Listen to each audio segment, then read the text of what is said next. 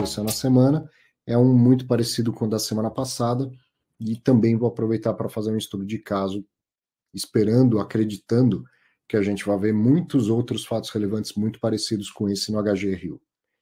Então, no dia 6 de maio, o CSHG Renda Urbana, que é o HGRU 11, administrado e gerido pelo CSHG, fundo que tem 158.418 cotistas.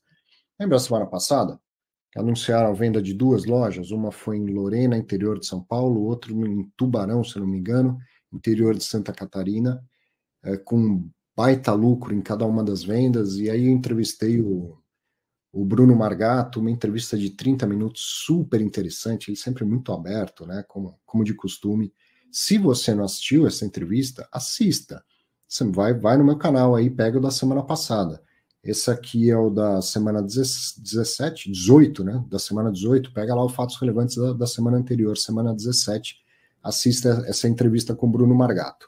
E agora que a gente vai ver, uma semana depois, eu nem fui atrás de tentar entrevistá-lo, tal, porque não precisa, né? É o mesmo fato relevante, um outro imóvel em outra cidade, mas a dinâmica de tudo que está acontecendo, ele já tinha falado e explicado muito bem.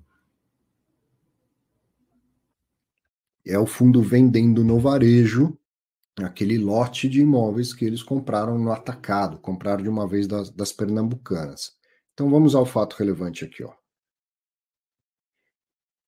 O fundo vendeu uma loja em São Sebastião do Paraíso, que fica no interior de Minas Gerais, que está alocada para as pernambucanas pelo valor de 8 milhões de reais. Isso equivale a R$ 7.470,91 por metro quadrado. O imóvel foi comprado em 6 de 11 de 2020 por R$ 5.966.979,71, o que equivale a R$ 5.572,35 por metro quadrado. Então veja que belíssima diferença. O fundo pagou R$ 5.500 por metro quadrado e vendeu por R$ 7.470 o metro quadrado.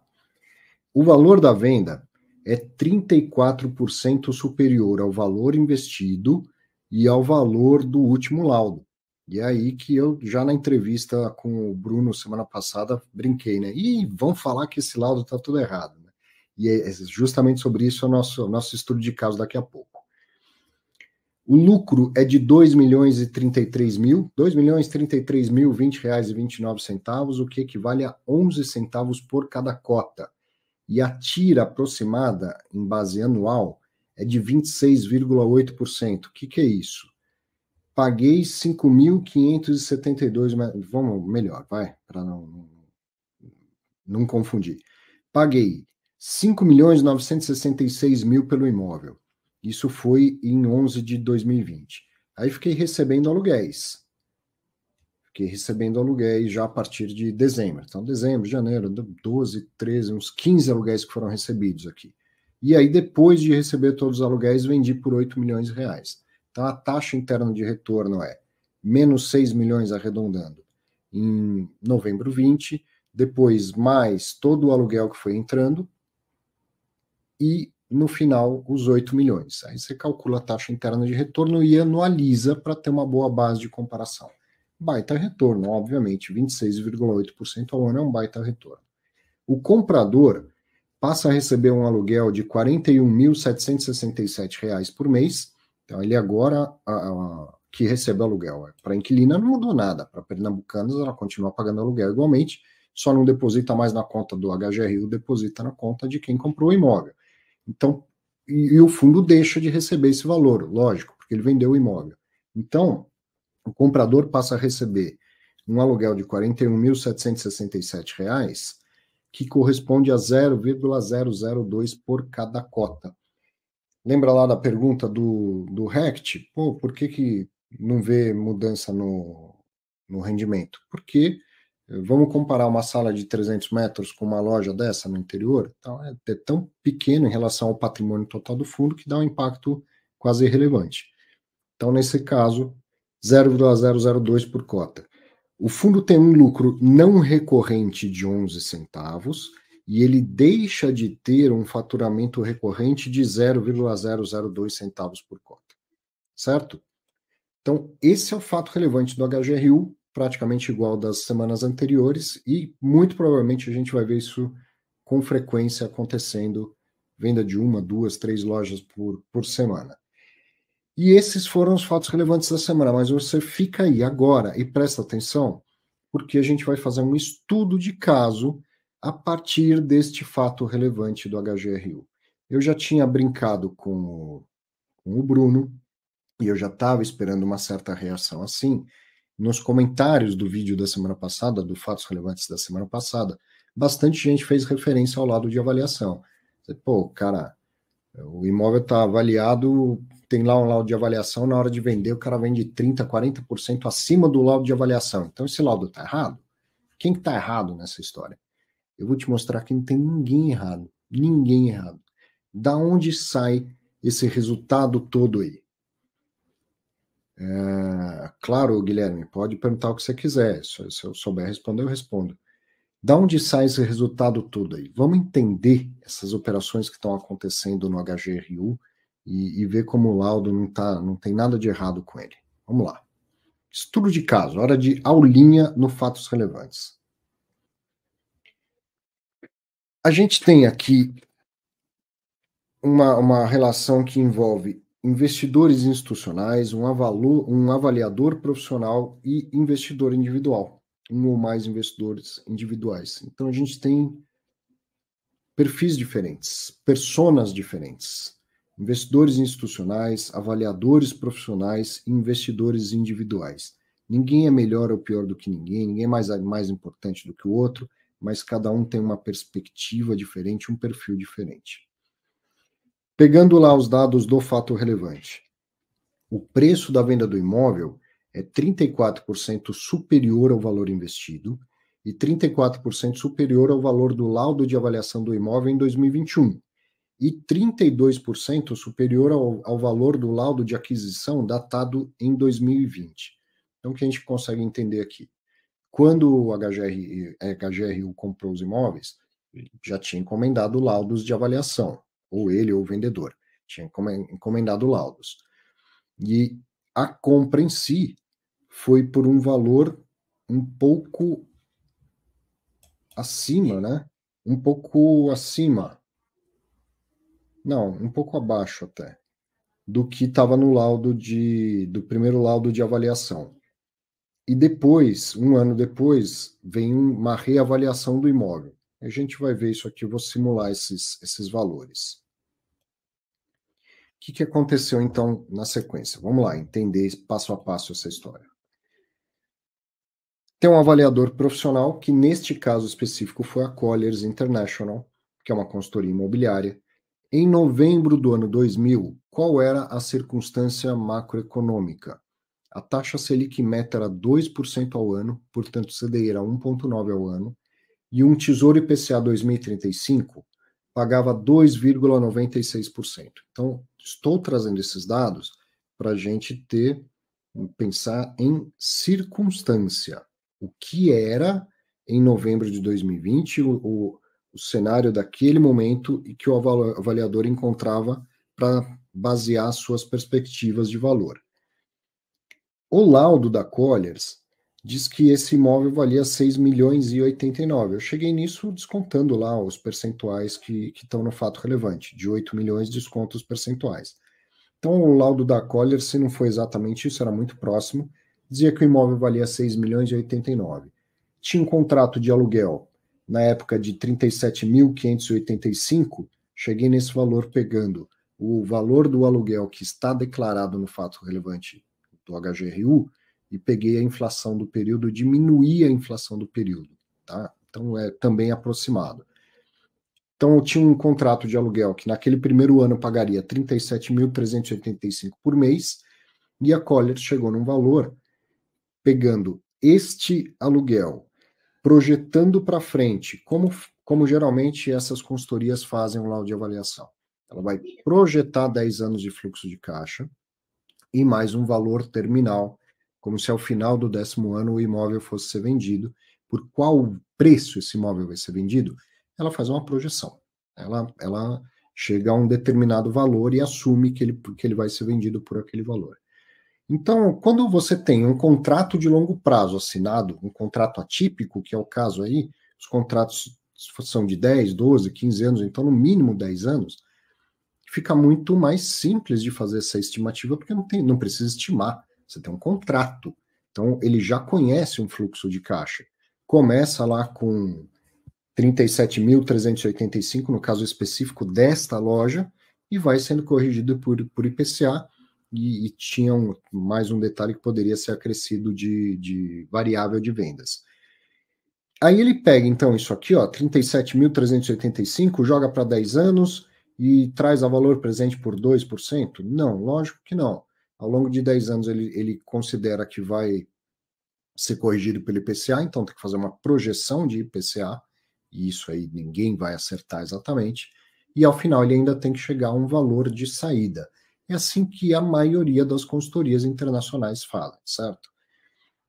E, então sempre tem alguma margem, mesmo tendo, nesse caso, mais clareza, porque tem o contrato, sempre tem alguma margem de divergência. Se eu fizesse, se você fizesse, cada um de nós ia chegar num valor diferente, mas não muito diferente um do outro.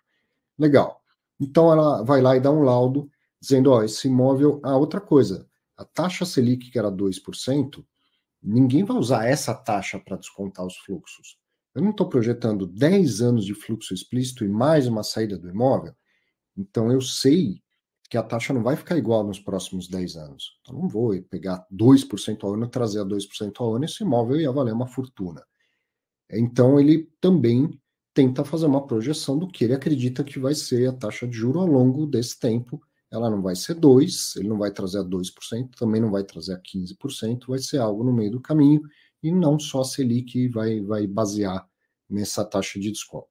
Mas esse era o cenário.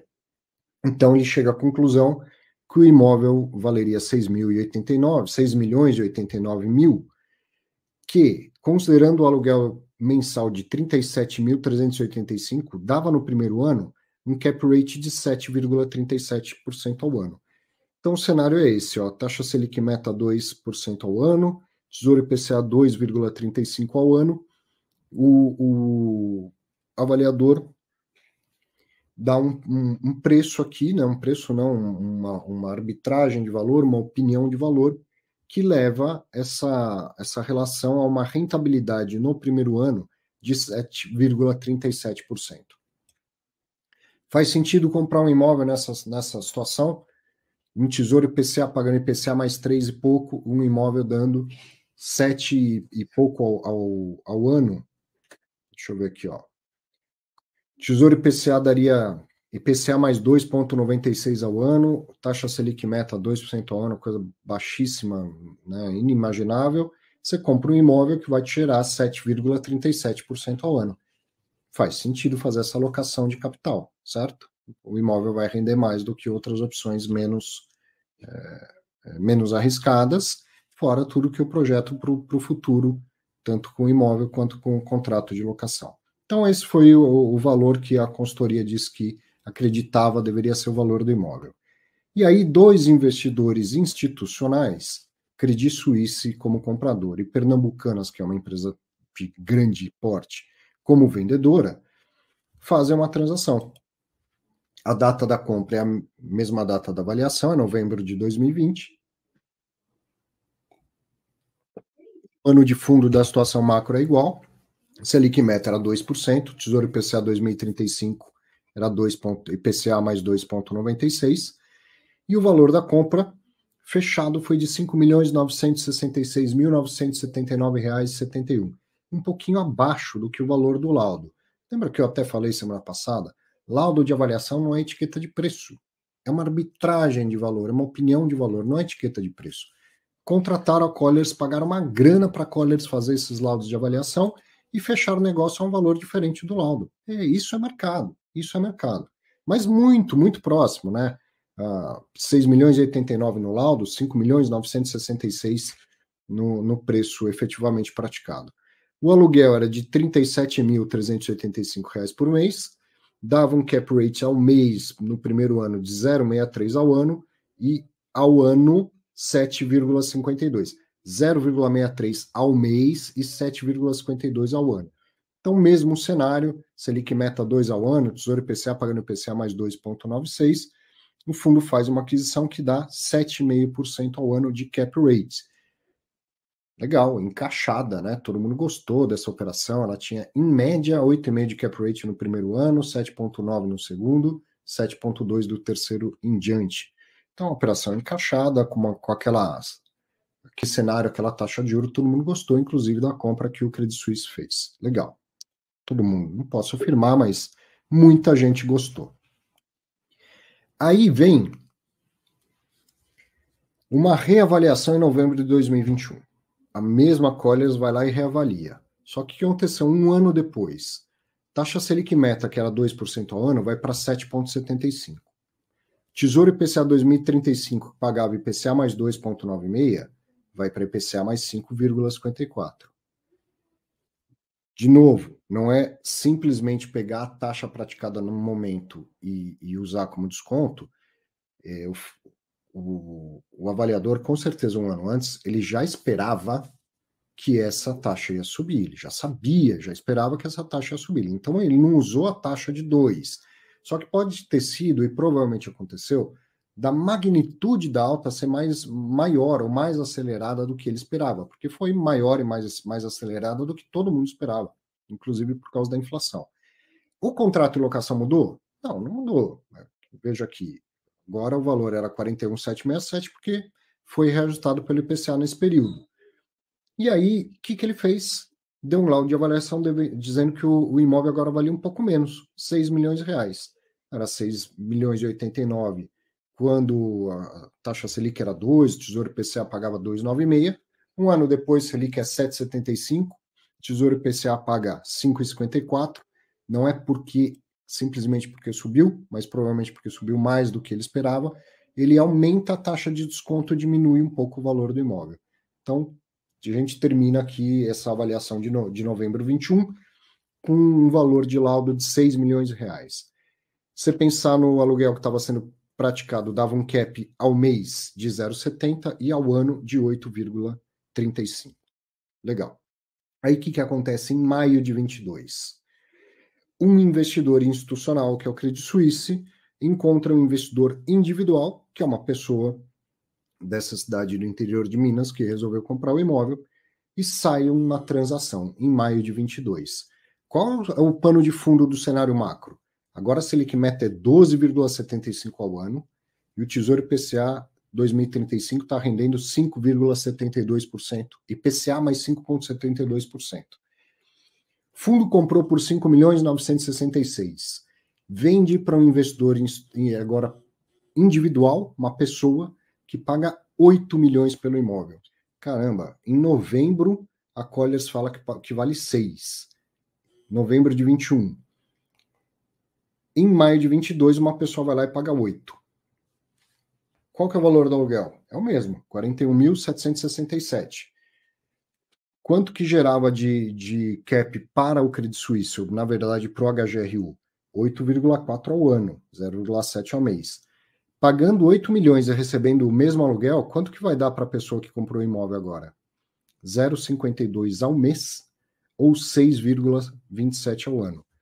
Note aqui, ó. A pessoa comprou o imóvel para ganhar 6,27 ao ano, numa situação em que a Selic é 12,75 ao ano e que um Tesouro IPCA paga 5,72 ao ano. Então, te pergunto, estava lá no fato relevante, a operação gerou um lucro em regime de caixa de 2 milhões e 33, basta ver a diferença entre 8 milhões e 5.966, que foi a compra, e uma tira anualizada da operação de 26,8, a gente já tinha visto. Então, olha lá, a consultoria falou que valia 6 milhões em novembro de 21, e uma pessoa resolveu pagar 8 milhões em maio de 22. Laudo de avaliação não é etiqueta de preço. Só que a pessoa que pagou 8 milhões pelo imóvel, pagou para ter um retorno com aluguel no primeiro ano de 6,27% ao ano. Caderneta de poupança, retorno de caderneta de poupança. Então, o laudo estava errado? Que é o que muita gente está pensando por aí, falando por aí. O laudo estava errado. O fato do HGRU ter vendido o imóvel 30 e tantos % acima do último laudo, significa que o laudo estava errado? existe uma pessoa que faz a avaliação e que assina essa avaliação. Assina. Então, agora, essa pessoa é você. Eu gosto muito disso, tentar me colocar no lugar das pessoas. Quero propor isso para você. Você é o avaliador ou a avaliadora que trabalha na Colliers. Você vai pegar lá os contratos de locação com a Pernambucanas, vai fazer sua projeção de inflação, de taxa de juros e tal, e vai avaliar o imóvel e vai assinar, vai pôr seu nome. Você assina um laudo dizendo que esse imóvel vale 8 milhões e com esse preço ele geraria uma renda de 0,52 ao mês ou 6,27 ao ano. Isso dentro do HGRU tira mais, sei lá, 1% de taxa de administração, sobra 5,27 ao ano. Se o pessoal do HGRU compra esse imóvel por 8 milhões, é tomate, é ovo, é pedrada de tudo quanto é lado. Mas eles venderam por 8 milhões, e aí tem gente que acha que o laudo estava errado. Estava errado? Na minha opinião, não. Mas eu quero saber a sua. Escreva aí no chat, escreva aí nos comentários. E o investidor individual, então, que pagou 8 milhões? Está errado pagar 8 milhões nesse imóvel? Qual a sua opinião? Vamos continuar. Por que o investidor individual paga 8 milhões no imóvel e tem uma rentabilidade muito próxima da caderneta de poupança? Pego aqui, ó, FIPZAP. Rentabilidade do aluguel por cidade, relatório da FIPZAP, fevereiro de 2022. Fevereiro desse ano era o mais recente disponível lá. Em média, no Brasil, um imóvel residencial. Então, agora a gente está falando, estou comparando com o imóvel residencial, estou assumindo que a gente está falando de um investidor tradicional de imóveis.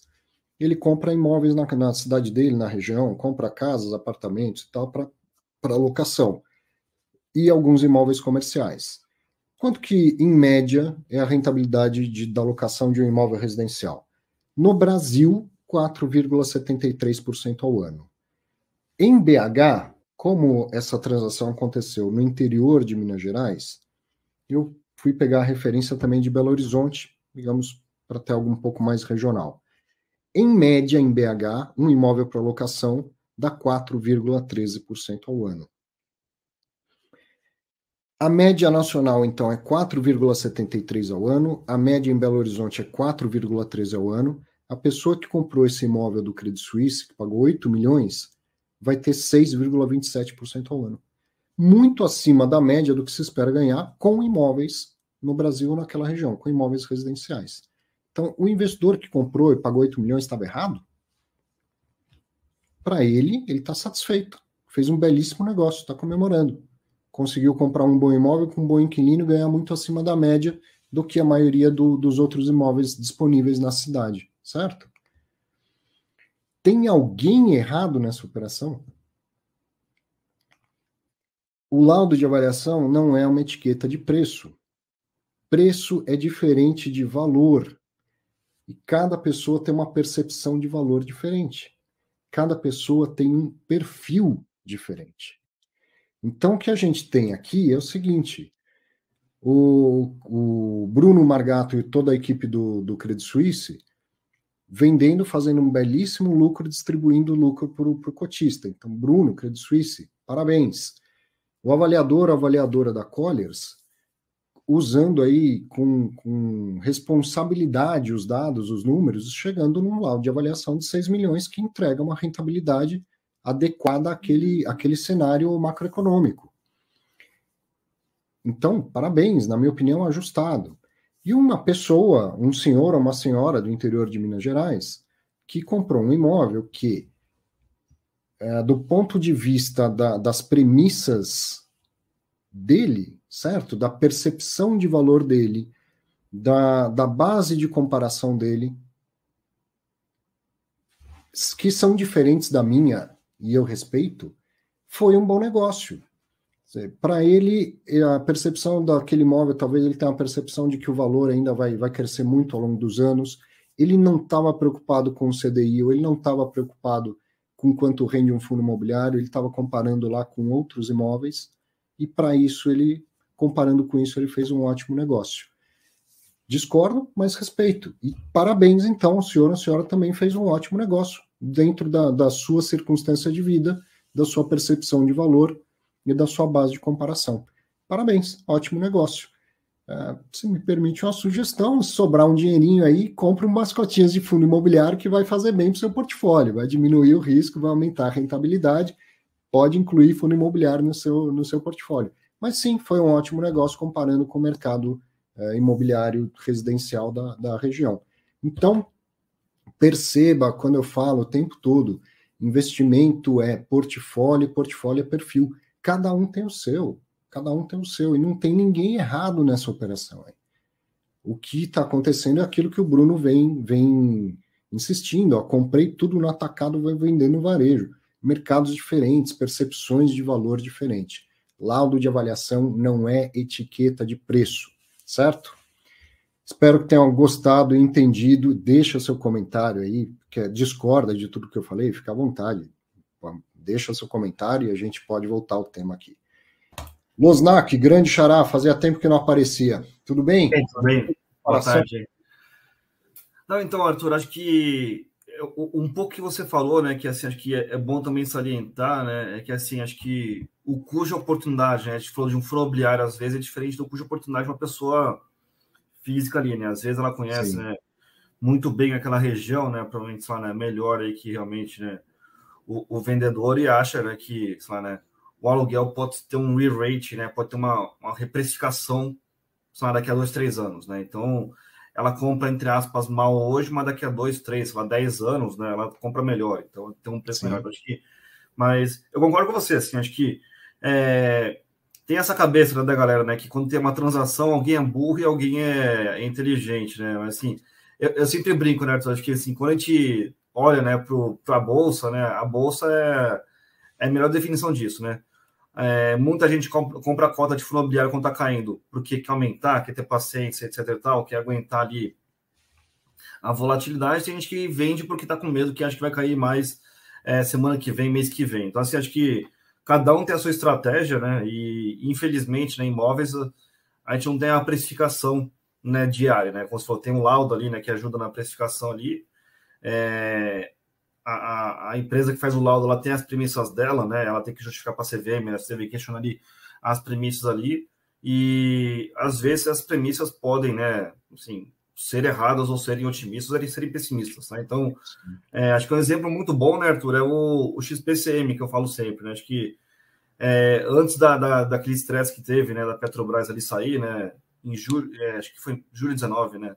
E aí o valor patrimonial, né, se você olhasse ali na devolução financeira, ele falava, né, que o laudo era perpetuando o aluguel, né, de, sei lá, né, R$ 120 ali, né, para sempre da Petrobras. Então, assim, acho que para quem, né, vamos dizer assim, né, tinha consciência que Macaé não era a Faria Lima, né, sabia que aluguel não dava para perpetuar. Então, assim, acho que a gente pode falar que o auditor foi burro, inocente, foi agressivo. Então, cada um usa a sua palavra ali, mas depois ali, realmente, quando a Petrobras oficializou a saída, ele revisou para baixo o laudo, né? Então, acho que ele tem uma premissa, né? E acho que até uma visão com o Danilo, né? Acho que eu falei assim, né, com né, do BTG da Exame. Ele falou assim, eu falei para ele, cara, tipo, o desafio do laudo, né? Que o mesmo laudista pode ter, sei lá, tipo, como chama? Percepções diferentes para cada praça, né? E como, sei lá, né? Um laudista faz o BTG, outro laudista faz o Credi, né? Outro laudista faz, sei lá, da Rio Bravo ali, né? E às vezes os imóveis estão na mesma região, então não dá nem para você comparar, né, assim, laudo com laudo, né, porque cada um tem sua linha de raciocínio. Então, acho que o desafio do laudo, na minha visão, é que, assim, ele tem, né, vamos dizer assim, a premissa própria, né, e a gente não pode tomar aquilo como verdade absoluta, né, e, assim, eu sempre brinco, né, acho que, assim, a coisa mais fácil de você ganhar dinheiro, né, contra a bolsa, né, assim, né, na bolsa é você, tipo, arbitrar, né, as expectativas, né? Se a expectativa está muito alta, você é pessimista, é bom, né? Se a expectativa é muito baixa, você é otimista, é bom também, né? Então, se você é diferente do consenso, né? O consenso vai convergir para você, né? Você consegue monetizar isso, né? Mas acho que o ponto, na minha visão, acho que foi isso. Acho que, assim, o cara deve ter visto alguma coisa que o Credi, né, não viu, né? O Credi, né, tá mais focado realmente no portfólio monetizar, né? O portfólio como um todo, e o comprador ali está focado naquele ativo específico, né? Vai que ele derruba tudo, né? Sei lá, quando acabar o contrato aí, faz uma coisa muito melhor ali. Então, assim, acho que tem várias possibilidades, né? Como a gente não pôde falar com o comprador ainda, a gente não sabe o futuro uso do imóvel, né? Mas assim, acho que... é assim que ele dorme tranquilo, né, Losnak? Como eu sempre falo, o mercado tem uma máxima que é inegável, que certo é ganhar, errado é perder, mas eu acrescento que ganhar mais não é mais certo do que ganhar menos. Ficou claro aqui, se ele comprar cotas do HGRU, por exemplo, ele ganha o dobro praticamente do que ele vai ganhar com o imóvel. Mas e daí? Se ele não fica tranquilo com comprando fundo imobiliário ou fazendo investimentos no mercado financeiro, ficar tranquilo tendo imóvel, o cara tá certo, ele tá ganhando dinheiro, Se eu tô ganhando mais ou menos, não interessa para ele. Sabe quem falaram essa semana, Arthur, que estão fazendo agora, né, como que chama? Coisas ali, né, de estilo fundo imobiliário, né, mas que não pode negociar no mercado secundário, né, então é citipado, né, então aí não tem essa volatilidade, né, então... Sim. Assim, né, acho que o mercado é criativo, né, a ponto de satisfazer, né, assim, acho que a demanda, né, assim, acho que as preocupações de cada investidor, mas realmente tirar da bolsa para a pessoa perder, né, essa dor aí da volatilidade, eu prefiro, né, acho que assim, né, que o meu portfólio, né, seja mais próximo da realidade do que, né, tipo, do que ser enganado, né, entre aspas, né, por 1, 2 anos, depois quando for tentar, né, se resgatar, você percebe que aquele valor não é aquele valor de verdade, né, mas cada um tem a sua, vamos dizer assim, né, o seu grau de conforto, né, com a volatilidade da bolsa. Prefiro a liquidez total, prefiro a realidade do valor de mercado e a liquidez. Se eu quiser vender, se eu precisar vender, eu vendo com lucro, prejuízo e tal. Mas, como eu falo, o fundo imobiliário juntou 2 mercados diferentes, financeiro e imobiliário, e a gente já era do financeiro, né, Losnak?